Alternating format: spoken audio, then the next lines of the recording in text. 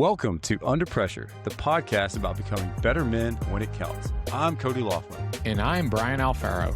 Each week, we have honest conversations about building businesses, leading families, carrying responsibility, and the pressure that comes with trying to do all of it well. If that sounds like your world, you're in the right place. No hype, no pretending we've got it all figured out, just real stories, real struggles, and what we're learning along the way. Let's get into it.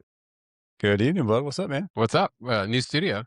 Dude, it looks fantastic. It's not too bad. Not too bad for DIY. Yeah, thank you, Home Depot, and really thank you to some good friends that I have in my circle.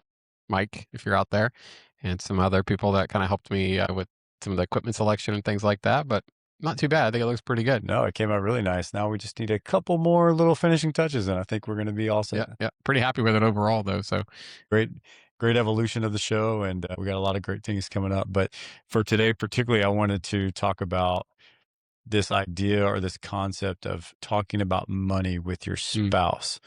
Very difficult conversation, and particularly when finances are tight, it's very important that you and your spouse are on the same page when it comes to finances, but that's not always the case in relationships. Yep. So yeah, we've all heard that saying.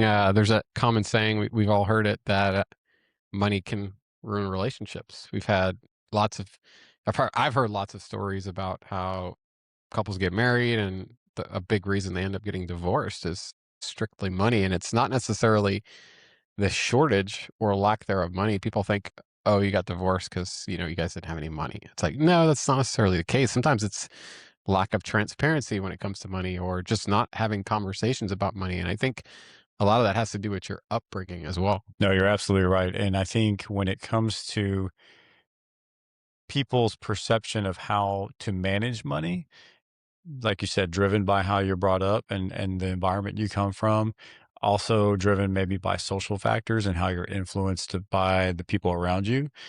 Maybe it's, whatever type of career path you've gone down. There's a variety of factors that can have an influence on our perception of how we manage our finances. And to your point, just like many other things in our relationships, having kids, where we're going to live, things like that, money should absolutely be a part of those conversations in the beginning of a relationship, especially one that looks like you're, moving towards marriage and, a long-term commitment, right?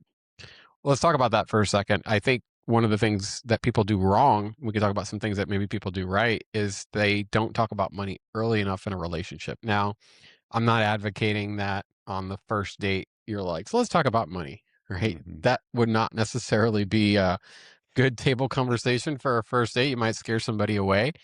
But if you're not talking about money pretty early, you're likely to run into some issues the deeper you get into the relationship. A lot of things get talked about early in a relationship, right? Not necessarily first date, but you're talking about kids. You're talking about your career. You're talking about where you want to live, lifestyle, religion, all the things that really are important to somebody foundationally, and the things that you really care about when you want to grow with somebody. The one that gets skipped very often is money. People just, for some reason, and I think it has a lot to do with our upbringing, as I mentioned, they don't feel comfortable talking about money. Whether you have a lot of it and you're very fortunate and blessed and you got left with money, or your parents are well off, or you're the other way around and you're having to earn your way through life and you don't have anything. You're not, somebody who was very fortunate enough to be left with a bunch of money. Regardless of which side of the table you're sitting on, that conversation needs to happen pretty early, especially if you're getting into a serious relationship. Just like you wouldn't go 3-4 years into a relationship and then go, let's talk about having kids. You probably should have had that conversation, because you could get 3-4 years into a relationship and realize you're on the total opposite end of the spectrum. One person might want kids. The other person might say, I never want kids. And then you're like, oh crap, what do we do? It's the same with money. You might get 2-3 years down the road and realize that the person that you've been building a relationship with, trying to start a life with, is terrible at money. They're terrible at their finances. They could have tens of thousands or hundreds of thousands of dollars of debt. And I remember getting this advice from somebody or reading it in a book when I was getting serious with my wife and about to get married, is when you get married with somebody, you inherit all the good and the bad. And one of the bad things you can inherit is somebody else's debt, right? Somebody you marry could end up having 10, 20, 30, 40, $50,000 in credit card debt or cars or personal loans and different things like that. And when you get into bed with somebody, literally and figuratively, you end up inheriting that. And I think talking about that early and being transparent about it can solve a lot of potential issues. I agree. The problem with that is, as you mentioned, it's not an easy conversation. And in an example you just used, sometimes when people find themselves in a debt spiral or a mountain of debt for whatever reason, they can be embarrassed. Sure. That's a very embarrassing topic to talk about, right? So it's a hard conversation to have, especially in the example that you gave where somebody's maybe dealing with a mountain of debt related to some poor circumstances in their financial past. It's very embarrassing to talk Sure. about. We equate sometimes our level of success or worth to our financial health. And when those things aren't aligned, it can be very embarrassing to talk about. So, what results from that is sometimes that transparency is lacking. People aren't just willingly open about disclosing their financial past and some of the decisions they've made because it's a very difficult conversation and it can really impact somebody's, again, perception of their self worth. The downside of that, though, is when you get into that relationship and it rears its ugly head after, not to say it's too late, but after a firm commitments have been made, and particularly a marriage, which is legally binding, that truly starts to erode the trust you now have in the partnership and the relationship you Sure. have. I mean, nobody likes that kind of surprise finding out after you get married. Hey, by the way, babe, I've got $100,000 in credit card debt. Here's a Right. wedding gift. Yeah, here's a wedding gift. And we're not here to shame anybody who's, into that type of a situation currently, but having that conversation early and being open and honest about that with your partner is absolutely crucial. Yeah, you're absolutely right. And I think a lot of people actually don't have a respect for money. And I don't mean that in a literal sense of, I respect you as a friend and as a business partner or whatever. When we talk about the lack of respect, it's how do we utilize money in a way that has a positive impact on our lives? Mhm. And I'm not talking about going to buy the cars or the belongings, but how do we manage our money to where we set ourselves up for success financially that allows us to prosper as a family, as a unit?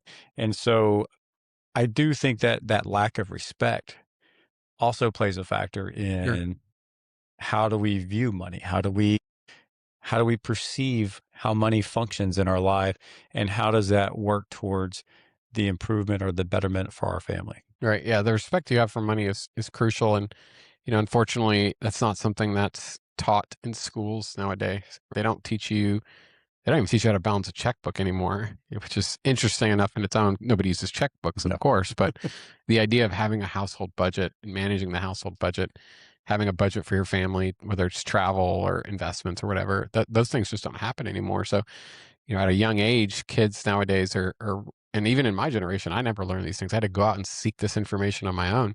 This isn't a new phenomenon. They stopped teaching this stuff 25, 30 years ago, most places, right? How do you go out and seek that information and how do you gain respect for money? Well, it's hard if you're not looking for it. It's not something you learn on your own from most people. And because of that, they grow up in life and whether they're making $40,000 a year or they're making $250,000 a year, if they don't have that respect for money and they don't know how to manage their money and they don't know the type of impact it can have on their family, both positive and negative, they just spend it all. They're not a good fiduciary of their own money. We talk about obviously in business and investing being a fiduciary of other people's money. Well, you got to be a fiduciary of your money too. Absolutely. You're absolutely right. So I'll share my example with my wife and I, and then maybe Sure. you share an example for you. But having an entrepreneurial spirit that I've had for so many years, I always saw money as a tool, not necessarily a barrier or something that had to be preserved, with everything I have. It was a tool that I can use to create a financial future that I was looking for. Now, I saw money as something, that tool that can be dispensed, it can kind of come and go, but I can always make more of it. Right. My wife, on the other hand, was Careful, she's listening. she's listening, Yeah. and I love you, babe, if you're listening.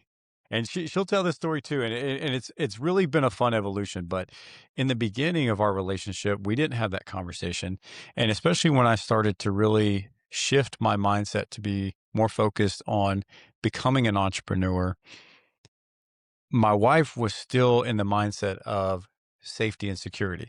And in her mind, safety and security meant I go to my job, I clock in, I clock out, I get a fixed income, a steady paycheck, I know what's coming in, and that's security. And I see a certain amount of money in the bank. And that contradicts what we believe to be true as entrepreneurs. Well, most of us anyway. So over the years, as I was taking on challenges and taking on perceived risk and making investments in certain opportunities, it put a lot of stress on my wife because all my wife saw was all of this money's flowing out of the bank account Mhm. and it wasn't flowing back into the bank account fast enough. And so for her, that created a lot of stress and a lot of pressure. And it put a lot of pressure on our relationship because it put me in a position of having to constantly defend the decisions that we were Right. making and whatnot. And that was a very difficult challenge to overcome at times. It wasn't easy to have those difficult conversations, especially when your wife's sense of security from a financial standpoint is needing to see where that money goes. Right. Correct. And it wasn't that I was hiding it from her. It wasn't that I wasn't disclosing. I mean, she saw and knew exactly what I was doing and where the money was going and whatnot. But especially when you're doing the type of investments that you and I do in real estate, where it's not it's tangible, but it's not a liquid investment. Right. Your money just doesn't flow in and out Yeah. like it does a stock market account or things like that. And so trying to get my wife to understand the concepts behind those decisions and what we were doing, it was trying to give her a tutorial and education Sure. on what I had discovered as an entrepreneur, but she wasn't ready for it yet. And luckily, I'm thankful that it didn't impact our relationship in a way that put us in a position where we were on the fringe, so to speak. But there were a lot of difficult conversations along the way, and that stress did play a very big impact negatively at times in our relationship for sure. What's interesting though, what's fun, and we can dive deeper, but I want to hear your side. What is interesting though is over the years is, especially as we've gotten older, my wife has started to kind of embrace those concepts now and is started to shift her mindset and realize that, man, this idea of working until you're 65, now 70, Mhm. your retirement age is only going to continue to get pushed back. That idea of that fixed income is no longer a security blanket, and so now she's asking, well, what else can we do differently? What else can I do to either expand my means of income, or what can we do to put our money to work so that way I'm not having to work as hard? And it's been really fun to see that evolution for her from me because now over the last several years, we have a full alignment as far as how do we see our finances and how do we see our career path and financial path moving forward. And that's a really, really comfortable spot to be in. So we can unpack that a little bit and we can dive into it. But I want to hear, maybe do you have an example or something that you can share? Absolutely. I think with my wife, one of the things that I wanted to do when we started to get a little bit more serious was be very transparent about money and basically tell her how I thought about money. I think there's a lot of different ways and people can see money. There arguably is a right and a wrong.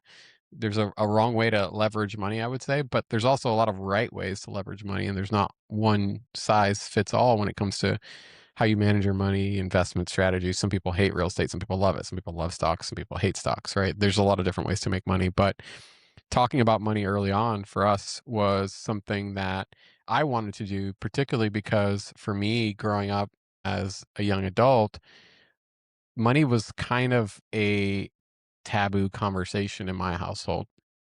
The only time we ever talked about money when I was a kid was when we were talking about not having enough of it, pretty much. It was my dad reminding us that we don't have money for that. We don't have money Mhm. for that. We can't buy that. We can't afford that. We don't have money for that, right? Not enough money, right? That was really the gist of conversation. So I remembered thinking to myself, I'm going to be having a serious relationship with this person. I don't want to have that type of household. I don't want to lay that foundation knowing that one day we would have a little person in the house, a family, and if we're following that same path, that same footstep about not talking about money or only talking about money in a negative light. We don't have enough of it.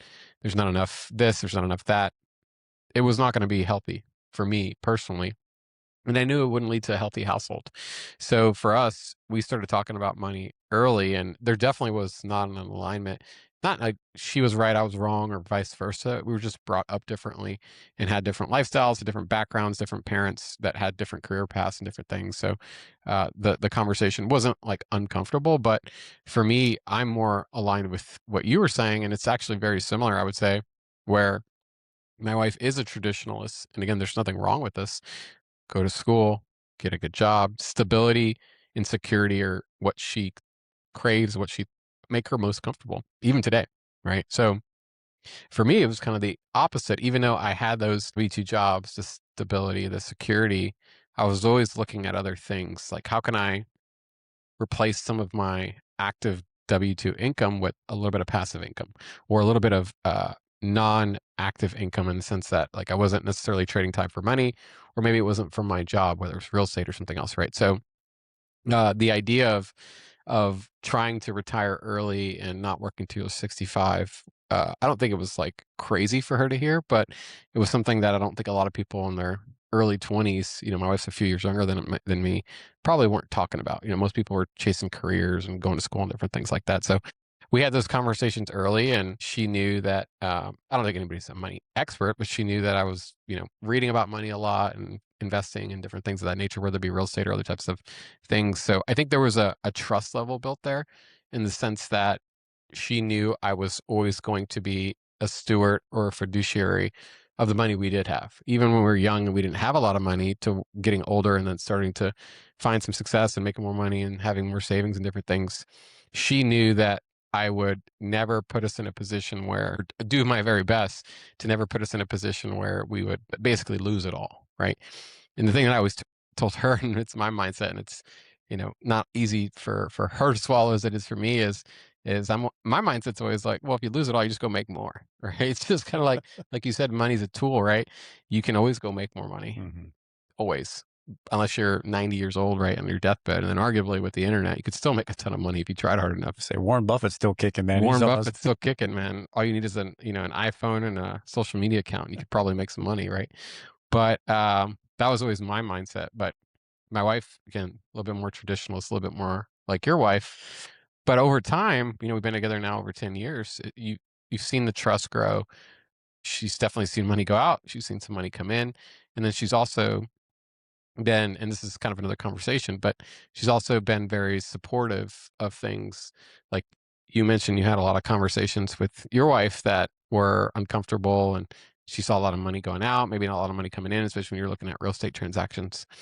But you still did it. She still, I don't want to say let you do it, right? But or gave you permission, but those investments still occurred, and there was a trust there that, and even though maybe they didn't all work out, neither one of us are in a position right now. We're about to get divorced over money. So Yeah, which is a great spot to be in. right, That money should never be a determinant on your relationship.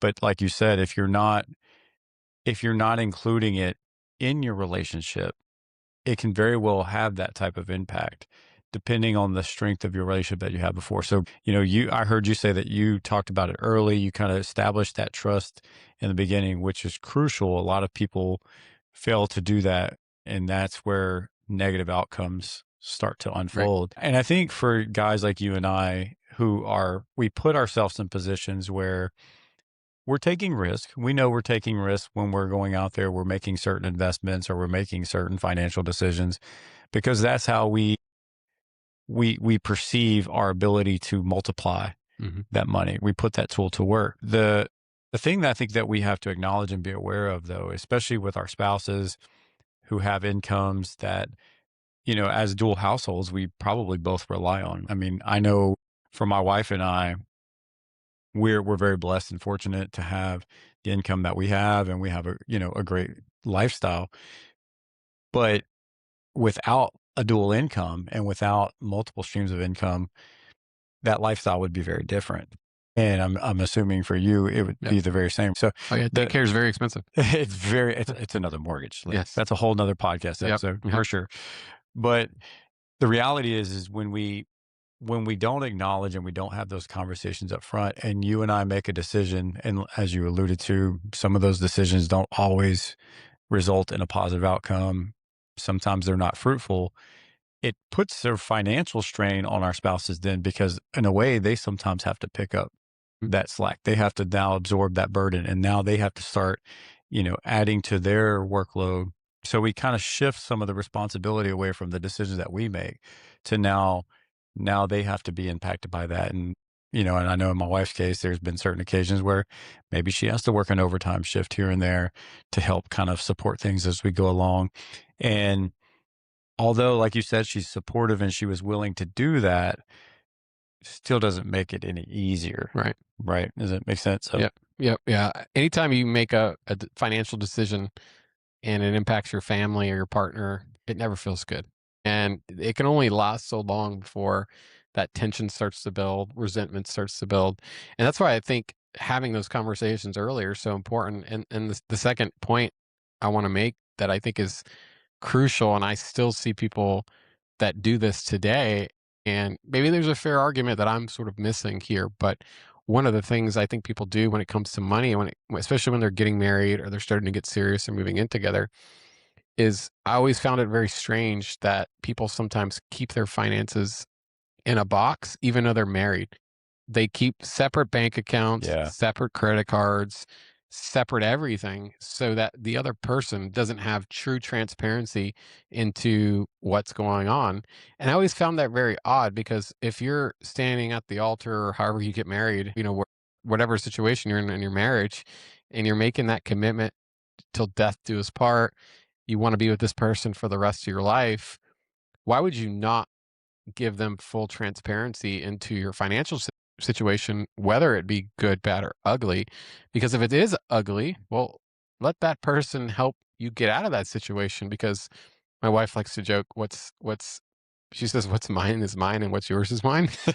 So it's like, of course. of course. So it works, but it works that way too with the debt. Or if you're in a bad situation, if you secretly have tens or hundreds of thousands of dollars of credit card debt, whatever type of debt, and you don't disclose that to the person, that can be very detrimental to a marriage. Or the other way around, imagine feeling imagine the feeling you would have if you found out the other person that you just married had, I don't know, hundreds of thousands of dollars in cash and just like wasn't telling you for some reason. Mhm. Not that is it like, oh, you're saying you don't trust me? You can't trust me with that kind of money. There's all kinds of just awkward conversations to me that would happen if you have all these separate finances. So that's I get asked sometimes by younger couples that are getting married or just people that are still my age that are, entering their first marriage, like, hey, what's a piece of advice you would give? And I always say, combine your finances. Make sure there's full transparency into where the money's going, what's being spent, who's making who's spending what, who's in debt, who's not in debt, all that stuff. Because if you don't have full transparency,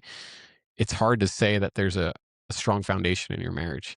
I absolutely agree, and it is a very weird concept to me as well. And it's not to look, like you said, look down on anybody that operates that way or manages their finances that way. I mean, that's their decision. My assumption would be is similar to what you alluded to, where it's their influence, maybe through their upbringing or their environment, or the people around them that influence them to manage their money that way. But it would seem to me that that would come from some type of influence or observed behavior in a way that led somebody to believe that this is the only way that they could securely Right. manage their own finances, right? I could see it maybe making sense if you're like Jeff Bezos. You know what I mean? It's like, or you're one of those people that are like on your third wife or your fourth wife and you're a ultra billionaire.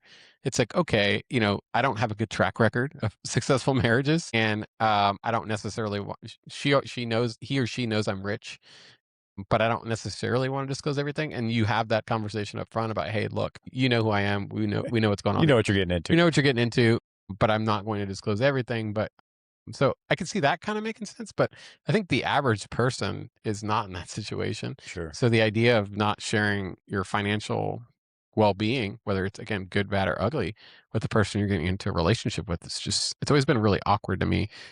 It is. Yeah. It would be interesting if anybody tunes in and they have a contra, a contrarian point of view, or if they have like Send a us a message. flip of the coin, Yeah. argument. I would love to hear that side of the argument, and let's have a dialogue about it, because it is, to your point, it's hard for us to understand because we Mhm. don't operate that way. But maybe there is a sound rationale and there's something that makes sense, and it'd be interesting to get that feedback. But let's let's kind of let's kind of dive back, or peel back the onion, so to speak. And we've both shared a little bit about our situations and our circumstances with our wives, and the conversations that we didn't have.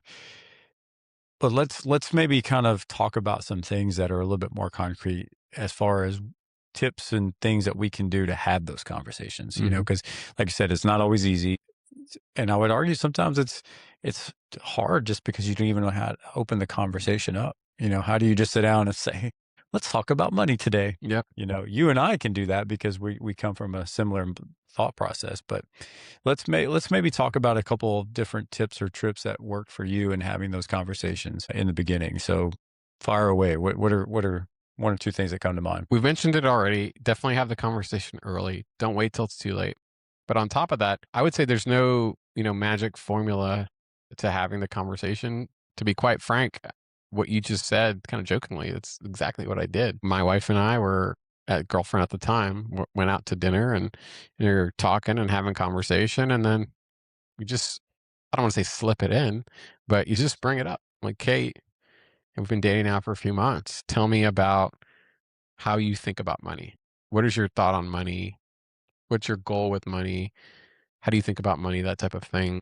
And then, especially if you're getting into a much deeper relationship, year plus, or you feel like it's heading towards marriage, it's like, hey, look, I want to, the way I always approached it, and the way I spoke to my wife about the topic was like, look, I want to be with you the rest of my life. I want to commit to being the best husband I can be, one day the best father I can be.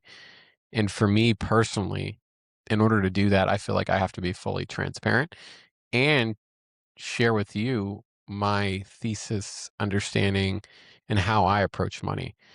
And it's not that my way is the only way, or that, it's like my way or the highway kind of thing. But I want to then hear you tell me about your situation, your approach to money, how you think about things, your goals when it comes to money. What are you striving for? Are you looking for more risk, more security? Tell me about all that, because if I don't understand how you think about things, this is never going to work. And it's not about, to me, it wasn't about, okay, I have my way and I need to convince her. I got to figure out, how do I get her to see it like I see it? It's like, no, no, no, no. Like, marriage is not about convincing the other person to see it your way. It's about realizing that you're two totally different people and you're trying to make something work. And you got to keep both parties happy, right? So just like my wife has been amazing at allowing me to take risks, invest in things, start businesses. Well, I have to return the favor in some way too, and make sure I'm checking some of her boxes when it comes to money, and not just assuming that she's going to one day see the light, so to speak. So that's what we did. We sat down and I basically said, hey, I want to be with you the rest of my life. Like, this is really important to me. And I feel like if we don't talk about it now, it's going to be a big problem down the road. So let's talk about it. Yeah. So having the conversation early, I think, is absolutely crucial. You're absolutely right. And I think what you were trying to allude to is defining what financial success looks like for both parties. Hmm. It's very easy to look at only, your finances through your lens. I know I've been kind of tunnel vision in that sometimes. I see a future forecast a certain way, but there's been times where I just make the decision without necessarily, not to say I didn't include my wife, but I really didn't stop to ask, like, hey, what does this feel like to you? Or what impact do you think that this will have on you? What happens if it doesn't go well?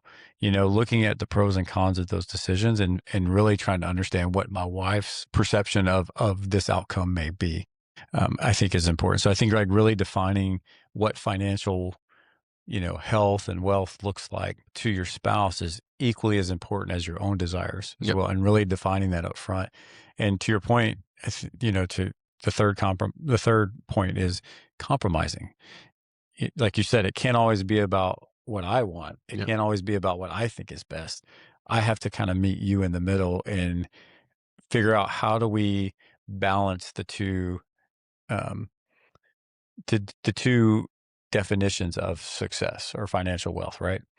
Yep. Mm. Yeah, those 3 things are, I think, absolutely crucial, and there's probably a long laundry list of other things you could be doing, but again, having that conversation, and then I think if I had to put, like, a 4th one, it's just being fully transparent and just disclosing everything, right? I used the word disclose like a business agreement, but at the end of the day, you have to, if you're gonna get married and do what we're talking about, which is essentially run the house under one umbrella, one financial situation, the other person needs to know, how much money do you have? How much money do you have? How much debt do you have? How much debt do you have? Well, what do you have loans on? What do you not have loans on? How much student loan debt do you have? When does it due? What's your definition of financial success? When would you like to retire? You know, we're young now, maybe we're in our early 20s. Do you want to be a stay-at-home mom one day? It's like you start talking about all those things that you can really start to plan for. And if you don't ask those questions and have those conversations early, you might end up with a few surprises down the road that, again, back to the point of money ruining marriages or financials ruining marriages, that's where that happens. You're right, and I think another example of that too is when one party manages the finances for the household Mm, and the other one is in the isolated dark. from that. So Yeah. you may have a shared bank account, but how often does the non-participating spouse go in and look to see, well, where's this going? Or where's this going? Yep. Has this bill been paid? I know for me and my wife's, example, I manage the finances for the household, and that was established a long time ago when my wife and I first got together on a mutual agreement, you know, and that's okay. And she has access to everything, but again, she's not going in there checking every day. So it's my responsibility as the one that's kind of managing the finances each month to say, "Hey, babe, here's our financial situation. Here's what's going on this month. We had this come up, or here's here's what we need to be aware of for this month." Like I think I shared with you recently, my daughter broke her arm. There's medical bills rolling in. My wife has to undergo some things right now, and there's some medical bills associated with that. Those are all things that we need to factor into the calculus now for the next coming months.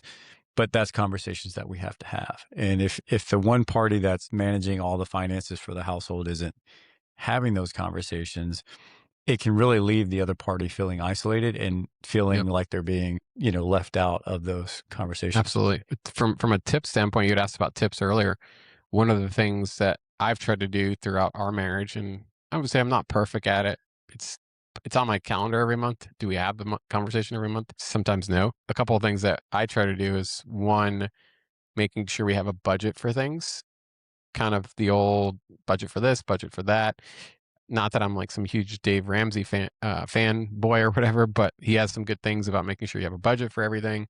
He used to teach something called like the envelope system, where you pay everything with cash and whatever money's in the envelope is all you get for that thing. That's a little old school. Nobody's walking around with an envelope full of cash, but I think the underlying message of having a budget for everything, whether it's your gas, your eating out, your groceries, your travel, whatever it is, you should have a budget for those things monthly and annually. So I think that's one thing that I've tried to establish in our household since I got married, and same as you, took over the finances, so to speak, and managing the budget, just making sure we have a budget for everything, communicating to my wife, like, hey, we're under budget this month, or we're over budget. We spent more money than we thought on this. We spent more money on that. This popped up. This was a surprise. We didn't expect this, right? And I think the other thing too is scheduling and sitting down and having those conversations. So on my calendar every month, again, not perfect at it, tends to get overlooked sometimes. More often than not lately, I would say, just being fully honest, just something I need to do a better job of, full transparency. But I leave it on my calendar versus just deleting it, as a reminder that having a monthly conversation about finances, what's going on in the house, budgets, where we're at with things, that's a very powerful thing that I found when I do it more often, whether it's, bi-monthly, quarterly, whatever, saying, hey, here's how the last 3 months went. We were over budget this month. We were under budget that month. We had extra income coming here. This investment paid well. This one we lost money on. Here's what our 401ks look like. Whatever the conversation is in your household when it comes to finances, putting that on your calendar and saying, hey, once a month, we're going to sit down after the kids go to bed, and we're going to just have a 20, 30-minute conversation about our personal financial situation and where we're at. I found that personally to be very helpful. And again, even when it's not happening consistently, just putting it on the calendar and seeing it, and I'll go and look and go, crap, I missed it. But it reminds me to go back and look and my wife has access to everything, so if she wanted to go look, she of course could and come ask me questions. But I try to, even if we don't have the formal sit down, in passing on the car ride to the grocery store, on the car ride to go pick up my daughter, we'll be talking about that stuff, even though it's not that structured sit down. Do you find that in the case of you and your wife, does your wife have that same mindset or philosophy though when it comes to budgeting? Like, was she willfully accepting of the idea of a budget, or was that something that you had to really work with her to kind of define and compromise on? I don't think there was like she didn't fight me on the budgets per se. Yeah, I think if nobody likes a budget, right? I mean, especially if you like to eat out, shop, enjoy the luxuries and the little things in life. But I think it's a healthy reminder, and my wife has never like clawed back or snapped back at something. Like there's just months, like it's an example, like we might have a month where we spend too much money eating out, for example. I might say, hey, this is our eating out budget for the month. It's a percentage of our income. It's an average of what we normally spend within comfort. Let's say we want to eat out 2 meals a week, 3 meals a week, whatever your number is, right? Especially with the cost of food now, it's crazy. It's not the same. You got to you got to really budget for it. You can definitely spend some money at restaurants if you're not careful. But I'll go back the first couple weeks of the new month and share with my wife. Sometimes just in passing in the car, it's not a formal sit down. Or if we have a sit down and say, hey, and it's not like I pull out an Excel spreadsheet and print out some formula or some tables and say, show a bunch of graphs or whatever. It's just like, hey, babe, last month our eating out budget was X. Guess what? We went over $100, went over $50, went over $200. We got to be a little bit more careful this month, right? It doesn't mean we can't eat out at all, but we went over last month, so we just got to be a little bit more careful. Hmm. And I found that she's receptive to that. The fact that I think somebody's watching, somebody's paying attention, somebody's trying to manage that. It's never been a negative conversation in that sense. She's not jolly and joyful that I tell her that we spent too much money on eating out. Uh, but at the same time, it's a reminder, or it helps, personally think it helps build trust, that somebody is keeping their eye on the prize to make sure that we're not spending, crazy amounts of money on whatever it is. Is it an awkward conversation the first few times? Sure, but then it becomes more normal when when you do it more often. So Yeah. I'm laughing internally because it's funny because I agree with you and I'm aligned with that, like the idea of having a budget and, having discipline to kind of keep money flowing in the right priorities. My wife, on the other hand, love her to death. She'll tell you this too. So I'm not afraid to say it. But the idea of a budget, if you tell her you have to budget, she will absolutely hate it. And what's interesting is we're both very frugal people, her more so than I am, to the point that it can almost be irritating for us because I'm like, if I want to go spend a few extra dollars on something that's maybe just a, name brand on the yeah, side, a little nicer. you know, I don't want to have to debate getting the off brand on certain things. Topic for another day. But the point being is for her, in her mind, when you say budget, she thinks constraints. She thinks limitations. And we all know like that's not necessarily what a budget's for. It's just for really, like you said, financial discipline. But what I've had to learn to do with my wife is in kind of redefining what budget means to her. And going back to what we discussed earlier, where I understand and know, okay, what does her idea of financial success look like? And as long as I keep that in mind, and as long as I can redefine or reframe the way that we look at our finances. So instead of saying, hey, you're on a budget this month and we Mhm. can't spend this Yep. amount of money because I will be kicked out of the house. And it goes both ways. Um, it's really just trying to remember, okay, what is her idea of comfort when it comes to how our finances are managed on a monthly basis? And as long as I keep that in mind, I think that's kind of where we find that balance, And so I just refrain from using the word budget, although that's what it is. A plan. You gotta It's a plan there. it's a plan, it's a strategy. Yeah, no, I mean, it's a fair point, and Marianne's actually very similar. My wife's very similar. She definitely, if you give her the ability to, she likes to spend money. She's just like your wife, where I would say probably more frugal than me. But there's certain things that she likes, things that she likes to spend money on, especially with like traveling and things like that, right? So She won't, you won't come home to a Lambo in the garage. That's not what I mean by overspending, but she'll book an expensive trip or something like that, right? Or maybe buy herself some things. But for me, I think one of the ways that I have found that works well for us when it comes to not necessarily feeling that constraint, we started doing this a long time ago, and some people might think this is absolutely crazy. We actually, I guess is the right word for it. We give ourselves an allowance, kind of like you would Yes. give Yep. a teenager or like a kid in Yeah. your house. It's like growing up as a kid, you get up $10 a week, $5 a week, $20 a week, whatever the number is, right? And your parents give you that money, and most, of course, they're going to be like, "Oh, you should save it, you should do this, you should do that." But most of the time, it's kind of free reign, right? What we started doing at least 10 years ago is we have separate debit cards. Now it's under one account, so I can see her account, she can see my account. Again, nothing's secret under our umbrella, but we both have separate debit cards and a bank account where every month a little bit of money goes into that account. And the understanding and the agreement between us is that that money is free reign. You can do whatever you want with that money. If you want to let it pile to the moon and then go buy some crazy $5,000, $10,000 thing, cool. Mhm. If you want to spend it till it hits, you have $1 left in your account every time you get it, that's cool too.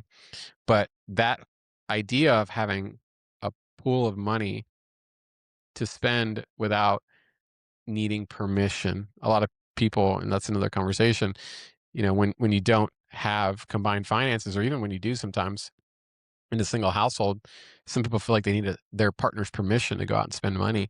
And we can maybe talk about that here in a second. But this bucket of money, this allowance bucket, whatever you want to call it, there's no permission needed. Spend it on what you want, when you want, and that's the way I see my wife spend it is that's my wife's kind of like shopping money. A lot of people love she likes to shop, right? She likes to go out and buy things versus drawing down our savings account. And I'm like, holy cow, babe, what'd you do? You spent all of our savings. She has this account, and if she wants to let it build up and go spend it on a bunch of stuff, she can, but she chooses to buy all the fun things. And now we have a kid, so most of the time I see her spending all of it So on the baby kids. stuff. Yeah, yeah.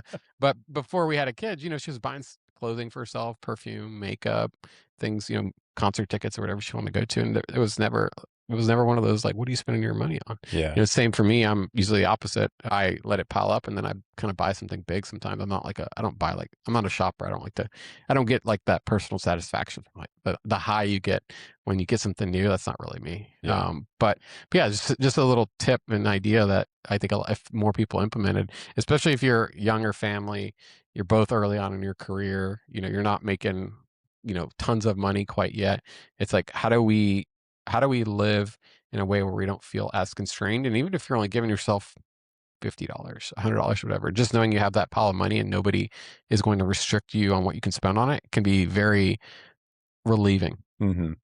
Yeah, I think it's important. That's such a great point because what happens is if you make the focus solely on the priorities, the life sustaining priorities, paying the rent or the mortgage, the bills, food. But if you make everything about that and only that, and you don't allow yourself some time to actually enjoy the fruits of your labor and the money that's coming in, it can be very demoralizing. It can be very, very demoralizing, and it can start to weigh on you psychologically because you just ask yourself, what are you doing? What are you working for? If you Hmm. can't actually enjoy your time and effort that you're spending, then what's the point? Similar to you, my wife and I, we don't have separate accounts as far as like having allowance per se, but what we do is I know what's important to her and she knows what's important to me. For example, like my big thing is I want at least once or twice a month where we can go on some type of day date or time where me and her can go spend together without the kids, going to dinner. Here over the last several months, we've actually taken time on the days that we're home together and we'll run down the park, we'll go work out, we'll go to a local restaurant, and then we'll walk back. It's amazing. It's great. Luckily we can do that now before it gets too hot down here, Hmm. but the point of it is, just being able to just focus on spending that uninterrupted time where it's just me and her going on a simple date night. For her, it may be the opportunity to go either shop or her big thing is traveling. So, okay, great. Well, she would rather maybe save up some money allocate some money to where we can go on a weekend trip or we can go on a getaway trip over the summer or something. That's very important to her. So what we try to do is we try to prioritize each of our own interests in our allowances, so to speak, Yep. and then we just make sure to prioritize that when we start allocating money into certain buckets of cash or funds that we need to do those things and such. So Absolutely. The message there is it's not necessarily how you do it, it's just the fact that you're doing it, right? So whether you're taking the route that I'm talking about and having separate bank accounts, or you're just having that conversation and prioritizing what's important to that other person, both strategies can work. And that's the beautiful thing about money is there's a lot of ways to skin a cat when it comes mhm. to being successful, when it comes to your relationships with money and how you and your partner manage money. And there's no right or wrong necessarily. It's just being transparent, having that conversation early on, not holding anything back and being embarrassed about either a bad situation or just telling people what, hey, I like spending money on this. It's like my one thing. Most people have like one thing they really like. They like, guys might like cars or they might like tools. Like if you like to build stuff, I'm kind of a tech guy, so I like buying like gadgets and different things like that. My wife goes through different things that she kind of likes. She likes makeup. She likes perfume. She likes little collectibles and different things like that. And just knowing that about your partner and what they really enjoy and giving them some leeway and some grace to say, hey, that's something that brings you joy. You work hard.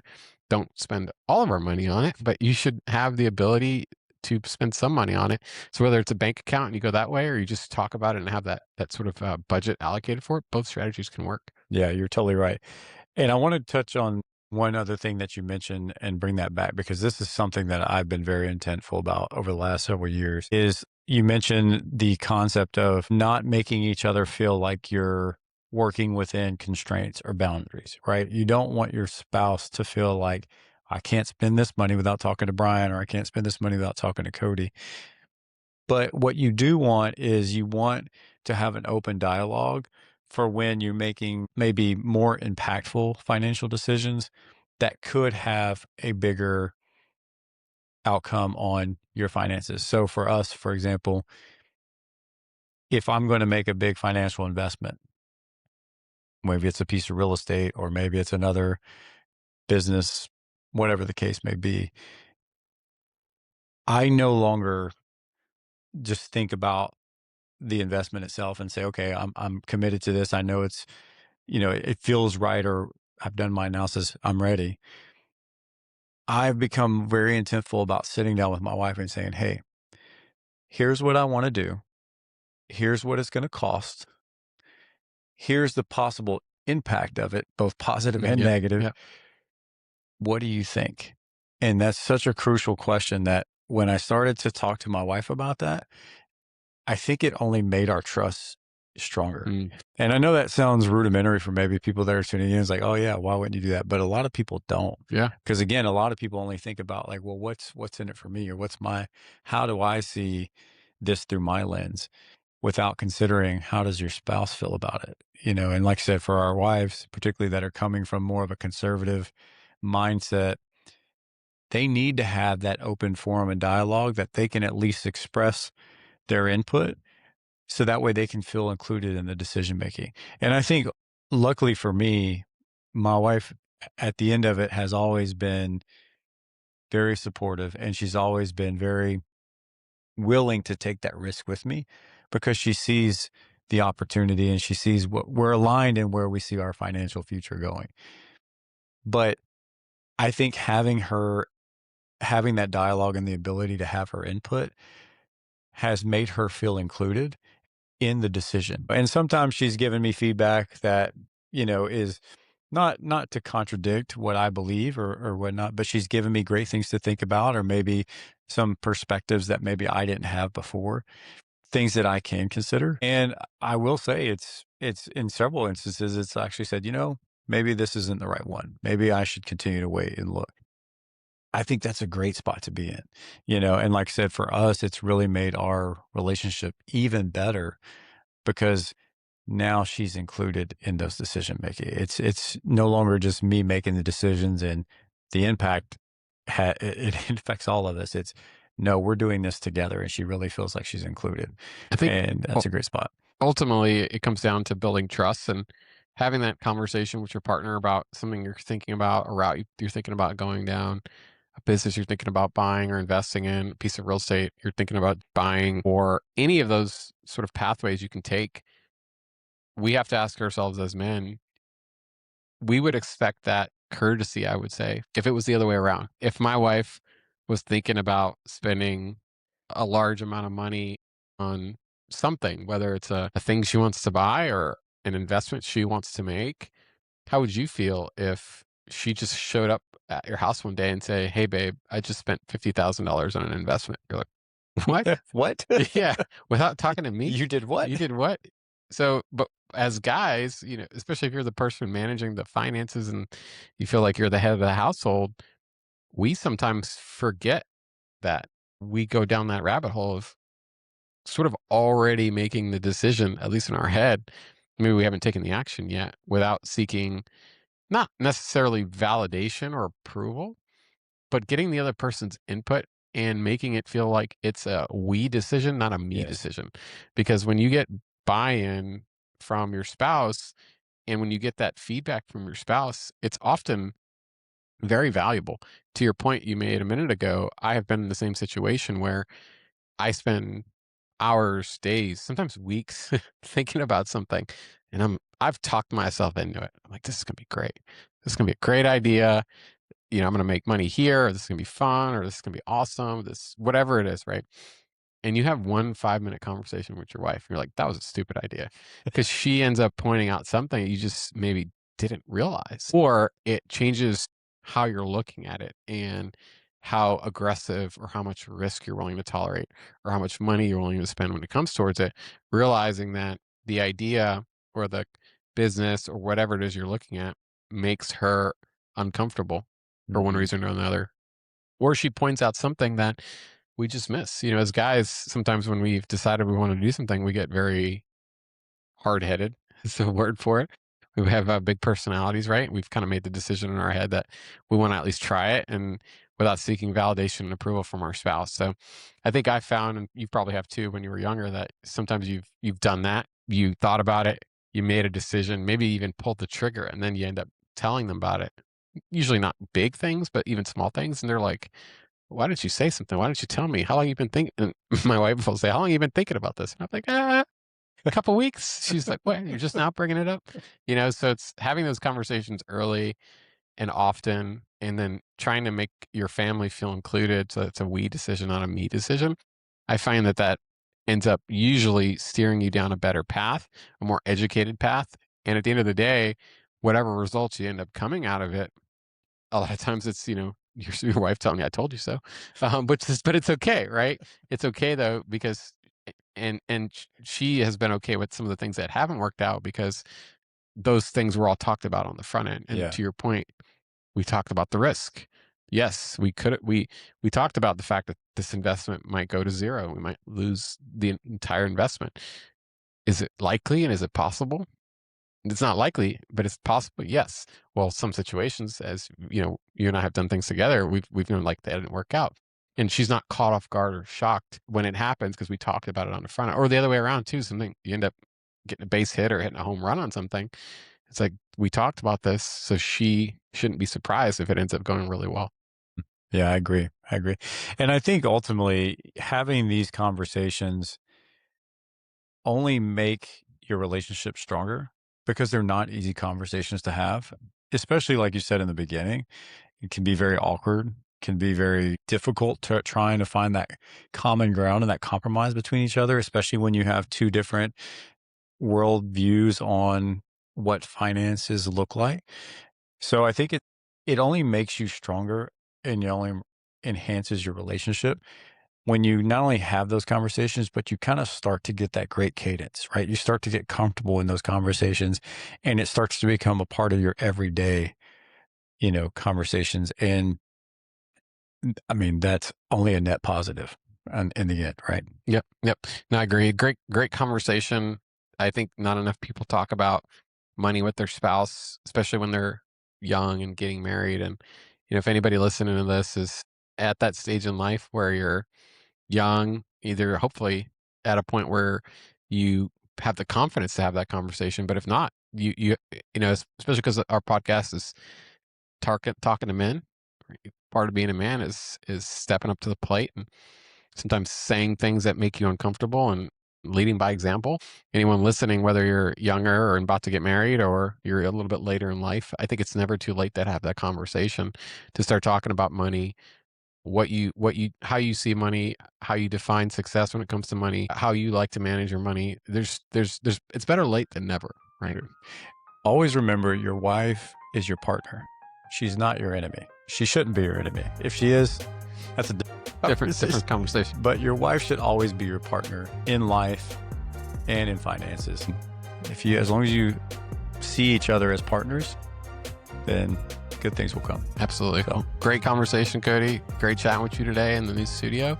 Looking forward to the next one. Next. Cheers. Cheers. Appreciate you being here with us. Stay connected by joining our weekly newsletter called The Forge, delivered straight to your inbox with thoughts on business, work, family, and becoming a better man. Make sure to check out forgingbettermen.com to sign up. If this show hits home for you, then hit the follow button and leave us a review to help us reach more guys who would benefit from it. This is Under Pressure.